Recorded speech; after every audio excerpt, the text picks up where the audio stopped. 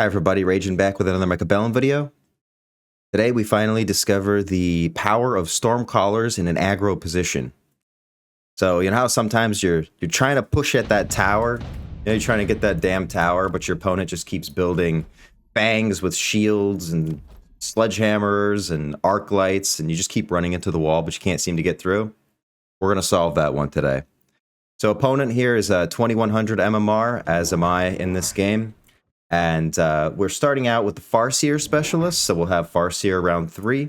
We have the steel balls and the arclights. It's one of my favorite openers, but it really hasn't been that strong lately. I've been a little discouraged from steel balls as of late. It's one of my favorite units, but it just doesn't feel super good right now. Also pick up a couple packs of crawlers here, pretty standard opening. And our opponent has built the fang wall with the sledgehammers in front. So actually, luckily, he kind of sets up here a little bit forward. Makes me think he's going to go carry Fang, actually, like right out the gate here. So that's what I'm thinking he's going to do. But really, I think he just is doing what I was saying, building that big Fang sledgehammer wall because we have the steel balls. We have our little assassin steel balls here, so they're actually going to help us take round 1. I think if he'd set up in a little bit more of a standard, maybe defensive position, he would have stood a better chance here on round 1. So we do take round 1. Round 2 comes. We have a couple options. There's underground threat and shield airdrop that stand out to me here. Opponent takes the underground threat. Since we're both in an aggro position, underground threat is something that we both have to be thinking about. And so I also take underground threat because I want to keep him on his toes. I want him to make deployments that are behind his towers. Because we're both in an aggro position, I may lose this round if I don't defend behind my towers, but going forward, he'll have some useless deployments like behind his towers. So I'm sort of just hoping he does something like that. But he actually uses the underground threat here defensively. And actually he grabs a couple of arclights and does what I was saying. He's trying to like defend against the underground, but these arclights are a little too far forward. I think if you want to defend underground threat, just make a couple packs of crawlers and maybe like click the attack or defense enhancement. So on this round, what we've done is we've grabbed a crawler for here to distract some of these fangs and also the saber tooth that he just added. Didn't know he added it there, but it'll be a good position. And then I'm just deciding what I'd like to do here with my last deployment. I've leveled this arclight. I put the underground threat in the back there, added the crawler, and now I decide to pick up a pack of fangs and just defend this arclight that died a little bit quick last time to the sledgehammers. So let's see how round 2 goes. We do have the distracting crawlers here. And actually, these arclights walk forward to meet our units. And because of that, the underground threat actually gets in anyway. And actually, it takes this, and then this side also gets in because the arclight can't kill him fast enough. Look at the top of the saber tooth float away. Sorry. All right.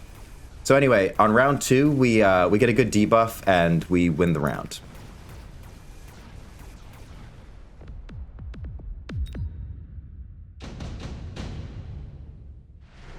But you can see he's starting to really put that wall together, right? Here's the fangs and the arclights, the sledgehammers and the fangs. This is notorious for me. I'm constantly running into this. And, you know, my brain goes to like, well, okay, I need to clear the sledgehammers to clear the fangs. And so my mind kind of goes to like, I need to get mustangs because it's lots of fangs. Or I need to get, you know, some scorpions to clear the sledgehammers to kill the fangs, right? And I always forget the stormcaller exists because it's a really awkward unit to use on aggro a lot of the time. And so it just isn't natural for me to buy it, but I may start to a little bit more after this game. And it's not coming yet on this round. I'm just picking up some more arclights because I see all these fangs. And I'm sticking it here on his flank, an arclight there to meet these fangs specifically. I get the free Farseer and I stick them here. And then I get a pack of crawlers as well. And I just have it arrive late in the back here. Then I take the mobile beacon, and this is one of my favorite beacons right now. It distracts lots of these guys here on the side. And also, he even adds Arclight. On this turn, he also rapid resupplies. He's a little nervous, I guess, of the steel balls and decides to take charge shot and then shields. So this is what I mean. He's making the wall for me to run into, right? I think it's a little too early for him to be rapid resupplying. But that's not exactly the point of this video anyway. The point is, let's get through the wall of fangs and sledgehammers. And actually, the wall is beginning to work. You can see the Farseer is totally useless into this. It's just too much chaff. And actually, this shield on the left was super good. The Arclight with charge shot actually took everything down there. So the wall is beginning to become a nuisance.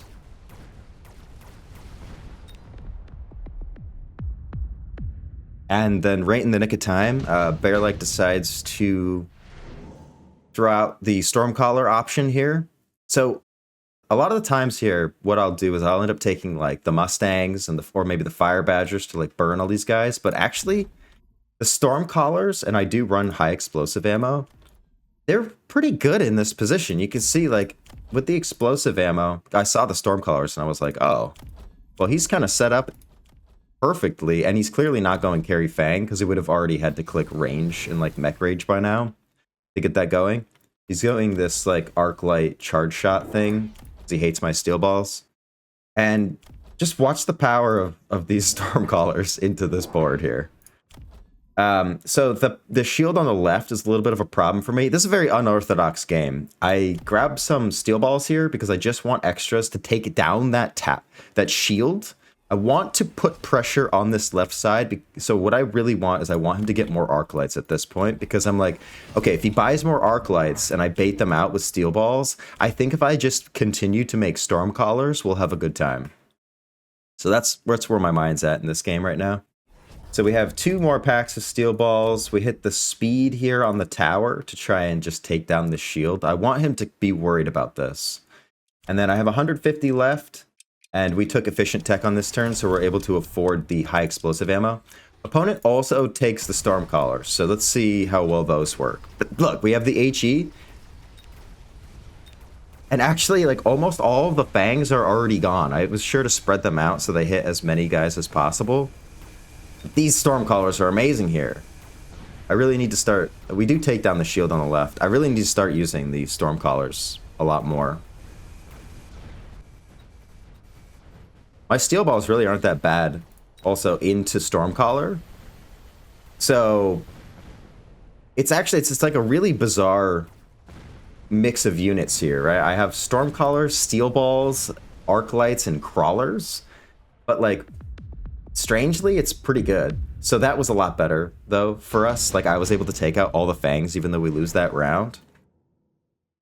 Round 5 comes around. We get some more options here. And the smoke bomb is like, if I can land the smoke bomb on all of this junk, it'll force his units to push a little bit forward. I also suspect he's going to take the smoke bomb. Yeah, which he does. So I need to think about putting down a couple shields. But I've just decided to triple recruit some more Stormcallers since they did super well last time.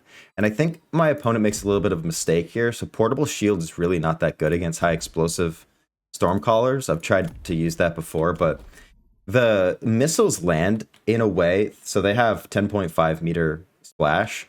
They land, and if say the shot from this single Stormcaller lands here, and then this one lands right after it, the first one takes down the shield, the second one actually kills the Fang anyway, so it's not that effective because it would kill, these two would kill that pack of fangs anyway. So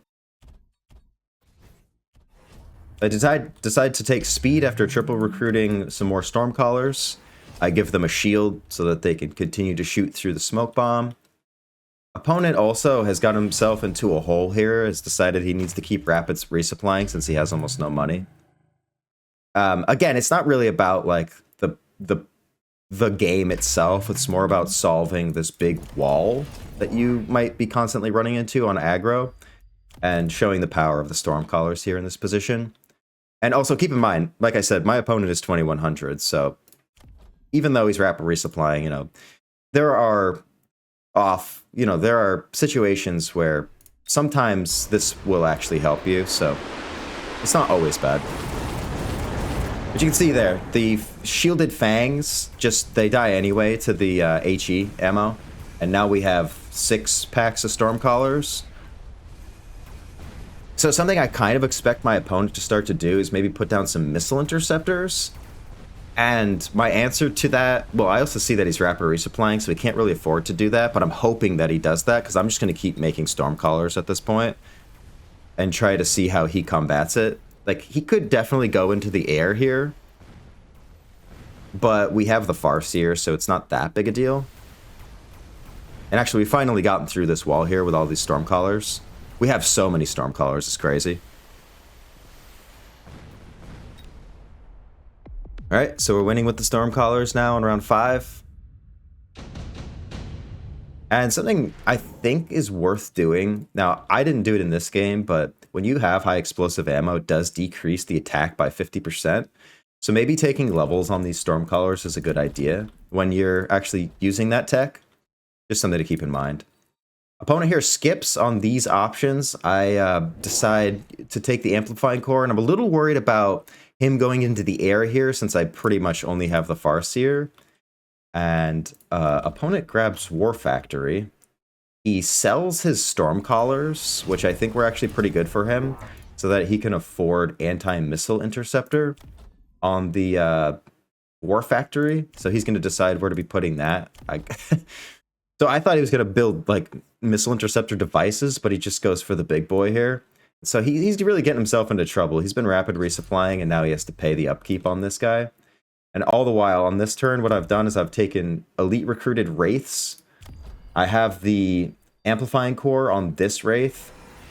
And I feel safe loaning here because my opponent has loaned so many times already that I have the luxury of doing it. And I only do it really so I can take the speed, because I want my Wraiths to get in and take that tower pretty quickly. I decided to use my underground in a defensive way this round. And opponent has added a couple more arclights on the left. So like I said, he's created that wall. That problem I always find myself running into, the sledgehammer, fang, arclight wall, but look at all these damn stormcallers. And actually, it's so many stormcallers that it doesn't even really matter that he has the anti-missile War Factory. But, you know, it would have been enough if I hadn't gone into the Wraith here. I was a little worried about him going anti-air. And so we're still able to take out all of the fangs anyway, so we don't have to worry about losing the round because of the Wraiths that we have now. He is able to clear all these stormcallers, though, in the front. Alright, so we take round 6 with the Wraiths. And now that I see that he has the War Factory with anti-missile, I think he needs 2 if he wants it to continue to work, but I don't think that he can afford that. Mustangs here seem like the obvious pick for me since he has so many fangs still as well. I mean, I guess there's like Sandworm's no good because he has War Factory now. Fire Badgers are sort of an idea, but I already have the HE like Stormcaller, so I don't really need it. And also, I forgot to mention, all the while, I see that my opponent has anti-air ammunition on the arclights, and it's actually part of the reason I go Wraith, because I'm not afraid of anti-air arclights, and I actually thought he would take that. So, like I said, I take the Mustangs here. Seemed like the logical choice into so many fangs. And then I go EMP on Stormcallers, so they get this big splash, and as long as any of it lands on this War Factory, it will no longer be able to block missiles. And then I just double recruit some more Stormcallers. So now we have 8 Stormcallers in an aggro position, which I've definitely never had before. I took range on the level 3 Mustangs, and I'm just going to spread them out to each side. Opponent goes with the Sandworm. I'm not exactly sure what Sandworm is supposed to accomplish. Maybe it's just a big annoying body that, like, hopefully I'll get stuck on while his Arclights can, like, kill my Wraith. I guess it's sort of logical. I'm still going to be going at that tower, which he now has made level 3. And so now let's see. So we have electromag now on these stormcallers. And so even though he has like the anti-air and all that, it's not going to matter at the end, right? Because the stormcallers are just going to take down these arclights as well. And let's see, as long as we can land a single shot on there, it no longer blocks missiles. Perfect. So now it's not blocking any missiles. And actually all of the arclights are already dead up here on the left.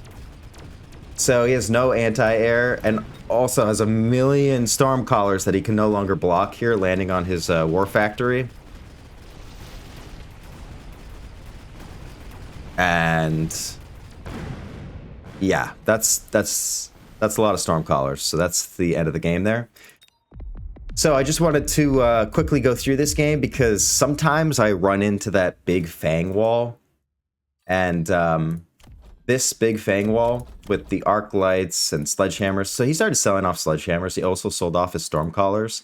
I think my opponent was a little bit all over the place in this one, but I just mostly wanted to show you the game because I mean, if you play aggro like I do, sometimes it feels like an impossible brick wall that I just can't seem to knock down. You know, obviously, I don't know about getting this many stormcallers. I only had this many in this game just because my opponent kind of kept making things that it made sense for me to get stormcallers against. If you ever get lost in the sauce, you know, you're like, you know, you're building the Wraith, but it doesn't seem to be working. You're trying to use the steel ball, you know, the arclights just aren't cutting it. Try out the stormcaller in an aggro position. I mean, it worked really well here, but it really does. It works super well against these crazy fang walls that people typically build against the aggro stuff that you'll do. So anyway, just wanted to quickly show you that game because, you know, you're not sure what to do against something like this. Sometimes the stormcaller in an aggro position is actually really good. This is going to be the last video of 2024, and I'm excited to see what 2025 brings. Thanks very much for watching, and Happy New Year. I'll see you in the next one.